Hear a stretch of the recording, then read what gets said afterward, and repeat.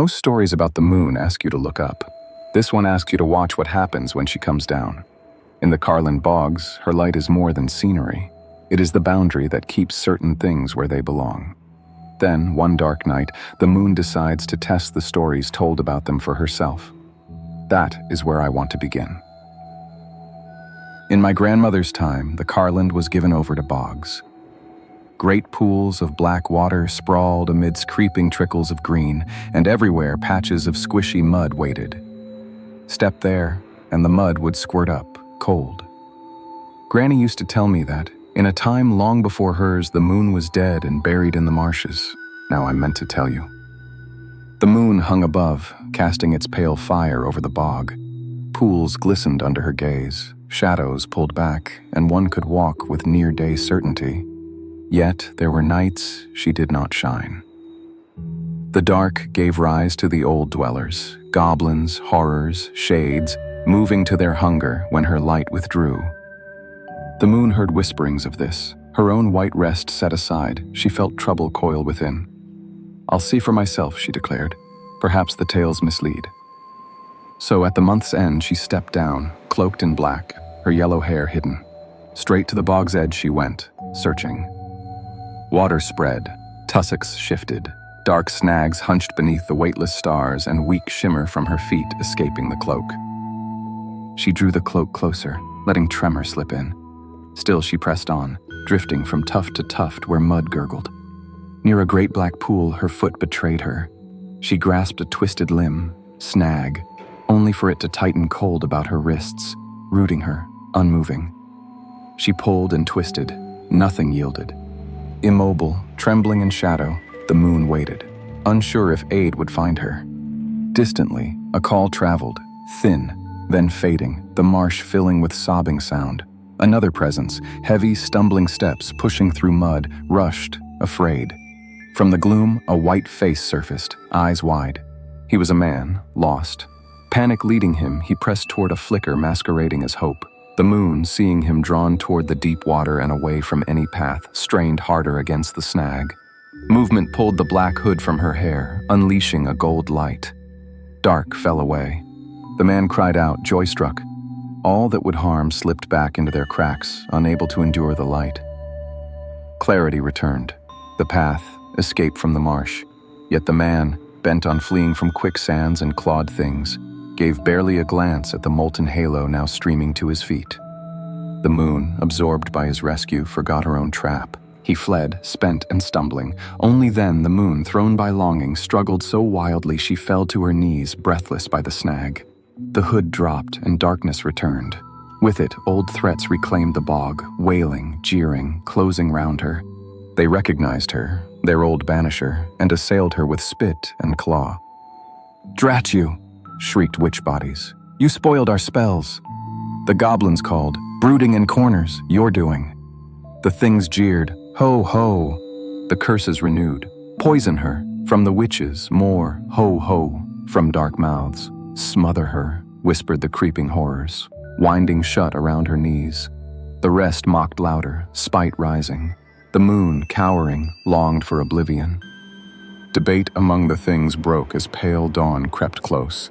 Fear flickered, their time shrank. Clawed hands seized the moon, pressed her under water's black skin, rolled a heavy stone atop, set watchers on the snag to keep her imprisoned. And there the moon lay, dead, buried beneath bog and stone, until someone would unfasten her. Yet who would know where to look? Until now, everyone knows what a moonless night means. Less light, worse things moving in the marsh. But this darkness is different. The moon is not hidden somewhere above them.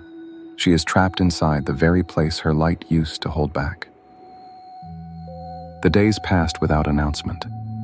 When the time for the new moon drew close, the marsh folk set pennies in their pockets and tucked straws in their caps, their routine practiced but expectant. They glanced across paths and still water, measuring the quiet for the moon, their old friend. The dark time broke, and the folk were glad. Their relief caught in the cleared paths. Danger kept back, but not vanished. For a while, evil was driven deep, stirred out toward the waterholes. But the waiting stretched further, unsettled in its habit. Days slid on, No new moon appeared. Each night, darkness pressed heavier, the evil things edging closer. Still, the days went, the moon refusing its return. The poor folk grew dazed and afraid, a raw unease that held. Some made their way to the wise woman at the old mill, asking if she could see where the moon had gone. She peered into the brew pot, the mirror, then the book, searching for order among signs. It's a very strange business, but I can't rightly tell you what's happened to her. If you hear anything, come and tell me. They left in silence.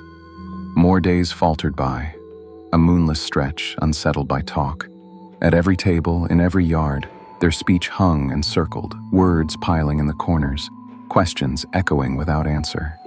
One evening, as they crowded the settle at the inn, a man from the far boglands smoked and listened. Suddenly, he sat up, palm striking his knee. "My word, I'd quite forgot, but I reckon I know where the moon is." He spoke of wandering lost in the bogs, fear pressing in, and a sudden light breaking the dark, how it lit the way home. All together, they went to the wise woman and told her. She leaned over the pot, reading in shadows, eyes on the book. After a long moment, she nodded. "It's dark still, children. Dark. I can't rightly see, but follow my words and you'll find out yourselves. Just before night comes, put a stone in your mouth and a hazel twig in your hands and say nothing until you're home again. Walk deep into the marsh without fear until you reach a coffin, a candle, and a cross. Then you won't be far from your moon. Look, maybe you'll find her." They went out together, everyone with a stone pressed between his teeth and a hazel twig in his hand. The dark made the path uneven. They stumbled, arms close, and felt the afraid feeling gather in their chests. Nothing showed itself, not in the thick air or against the bog. But in their ears came sighings and the quiet flicker of wings, and sometimes cold, damp fingertips seemed to slip across an arm or neck. Their eyes swept the path for the coffin, the candle, the cross, each detail held. The pool waited beside the snag. The moon was supposed to be under there. They stopped all at once. No one spoke. Everyone shaking and caught there, turned to stone by what waited ahead. A great stone, half submerged, shaped almost like a coffin, lay at the water's edge. At its head, the black snag stuck out, its two limbs curved like a cross against the night. On the wood's dark arms, a pale light flickered, small and about to go out. They knelt down in the mud as one. "Our Lord," said in silent mouths, first forward facing the cross, then, each turning the word the other way, to keep off the goblins. No voice left their throats. They knelt quietly, as the wise woman had said, every action careful, knowing the evil things wanted them caught. Closer now, hands on the cold stone. They lifted at it, heaving together. Later they said a face shone up at them, quick and strange from underneath the black water. The light burst out, white, sharp, shining fast. They jerked backward, eyes blinded, and when they could see again, the full moon hung above them, steady and bright. The bog paths clear. Silver washed every corner. The moon shone, kind over all, clearing away darkness and goblins wherever they hid. The unsettling part for me is how small the first warning is. Nothing arrives. Nothing announces itself. The moon simply does not come back when she should. By the time the village understands what that means, the only way to restore the light is to walk into the place that has been using its absence. If the wise woman had given you those instructions, stone in your mouth, hazel in your hand, and not one word until you were home, would you have gone into the marsh? Tell me in the comments.